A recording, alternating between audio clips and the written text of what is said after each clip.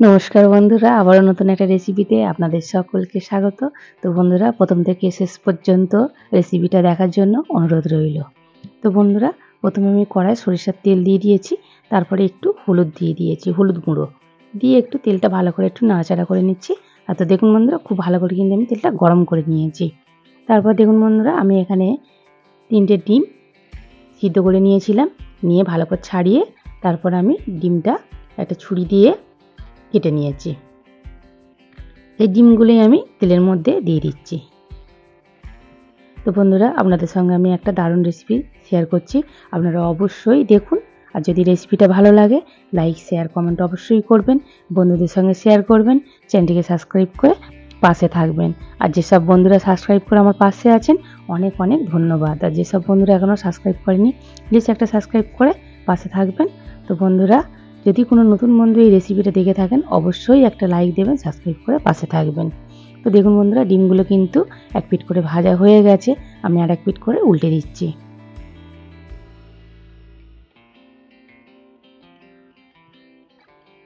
তো বন্ধুরা, আমি আজকে আপনাদের সঙ্গে একটা ডিমের দারুণ রেসিপি কিন্তু শেয়ার করছি, আপনারা কিন্তু অবশ্যই দেখবেন।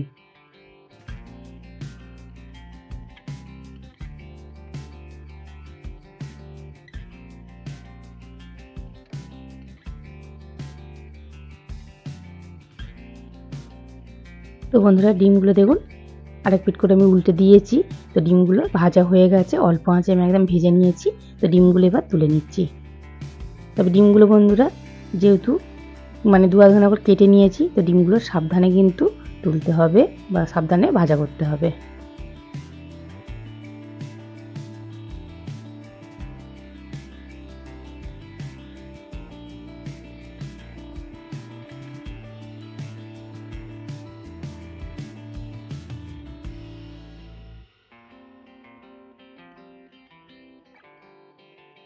তো দেখুন, ডিমগুলো কিন্তু আমি সব তুলে নিয়েছি। তো কড়াই তেল আছে, আমি আরেকটু সরিষার তেল দিয়ে দিচ্ছি কড়ার মধ্যে। এবারে ফোড়নে দেব একটু কালো জিরে, ফোড়নটা একটু নাড়াচাড়া করে নেব। তো দেখুন বন্ধুরা, এই সময় কিন্তু গ্যাসের ফ্লেমটা একদম লোতে রাখতে হবে। তো তারপর বন্ধুরা দেখুন, আমি কুচনো পেঁয়াজ দিয়ে দিচ্ছি। পেঁয়াজটা কিন্তু একটু বেশি পরিমাণে দিতে হবে, তাহলে কিন্তু খেতে ভালো লাগবে।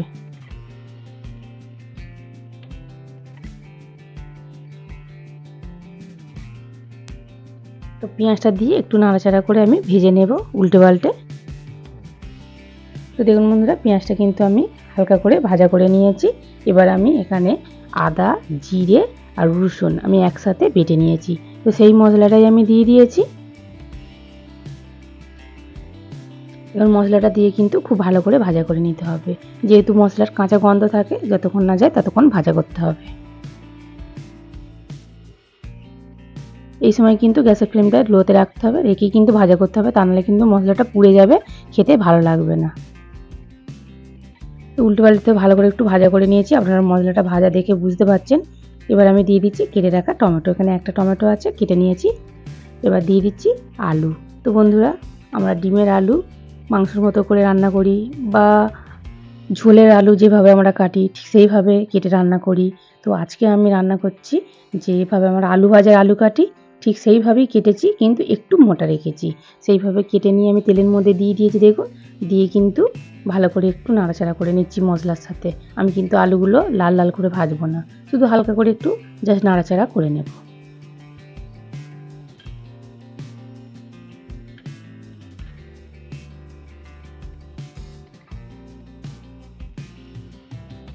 তো দেখুন বন্ধুরা, উল্টে পাল্টে কিন্তু আমি একটু ভাজা ভাজা করে নিয়েছি আলুগুলো, একদম লাল করে কিন্তু ভাজিনি, দেখুন একদম হালকা করে। এবার কিন্তু আমি এর মধ্যে কিছু মশলা দিয়ে দেব, যেমন স্বাদ মতো লবণ, এবার দেবো একটু হলুদের গুঁড়ো, আর এবার দেবো একটু ঝাল লঙ্কার গুঁড়ো। এবার একটু মশলা ধোয়া জল দিয়ে দেব। এবার খুব ভালো করে কষিয়ে নেব।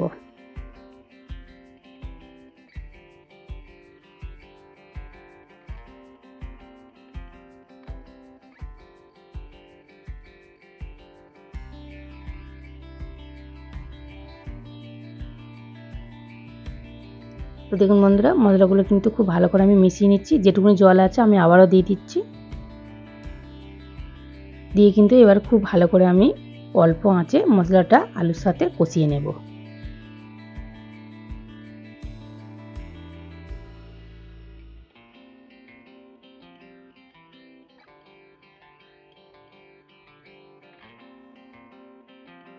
তো দেখুন আমি কিন্তু অল্প আঁচে একটু সময় নিয়ে মশলাটা খুব ভালোভাবে কিন্তু কষিয়ে নিয়েছি।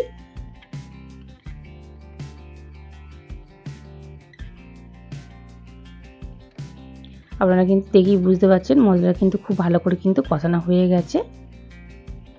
মশলা কিন্তু যত ভালো কষানো হবে তরকারির টেস্ট কিন্তু অসাধারণ হয়। তো বন্ধুরা দেখুন খুব ভালো করে কষিয়ে নিয়ে আমি এবার জল দিয়ে দিয়েছি। জলটা কিন্তু বেশি দেবো না, সরু সরু করে আলু কাটা আছে, তাড়াতাড়ি সিদ্ধ হয়ে যাবে। জল দিয়ে খুব ভালো করে একটু নাড়াচাড়া করে নিয়েছি বন্ধুরা দেখুন।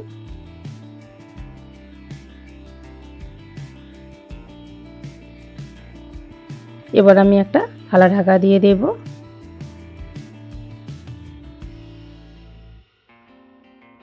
দিয়ে আমি মিনিট 5 রান্না হতে দেব। তো বন্ধুরা মিনিট 5 হয়ে গেছে। তো আমি থালাটা খুলে নিচ্ছি। এবার দেখে নেব আলুটালুগুলো খুব ভালোভাবে সিদ্ধ হলো কিনা। তো বন্ধুরা আলুগুলো দেখুন, দেখে তো মনে হচ্ছে দেখুন খুব ভালোভাবে কিন্তু আলুগুলো সিদ্ধ হয়ে গেছে।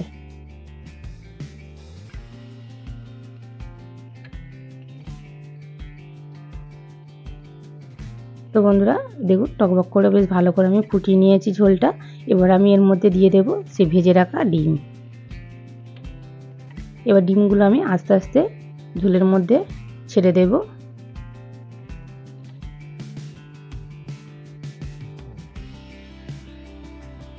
তো বন্ধুরা আপনারা অবশ্যই একবার এইভাবে ডিমের তরকারি বানিয়ে খেয়ে দেখুন।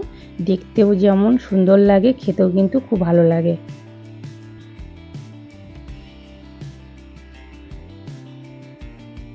তো বন্ধুরা ডিমগুলো দিয়ে দিয়েছি। এবার আমি আলতো হাতে কিন্তু ডিমগুলো একটু নাড়াচাড়া করে দেব তরকারিটা।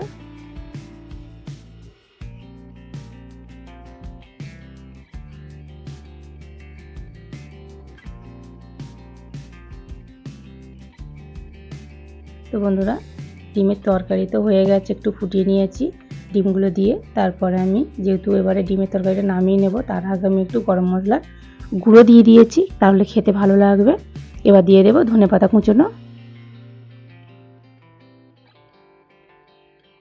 ধনেপাতা কুচোনোটা দিয়ে বন্ধুরা এবার আমি গ্যাসটা অফ করে দেব।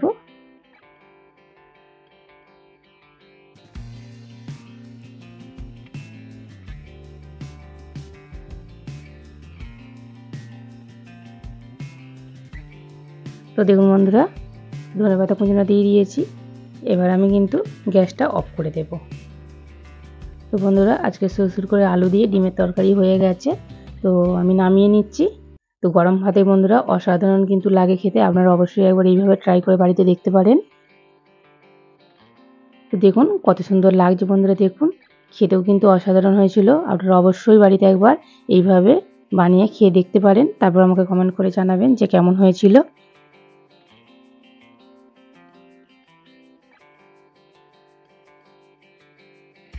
তো বন্ধুরা দেখা হচ্ছে নতুন একটা রেসিপি নিয়ে। ততক্ষণ ভালো থাকুন, সুস্থ থাকুন, সাবধানে থাকুন।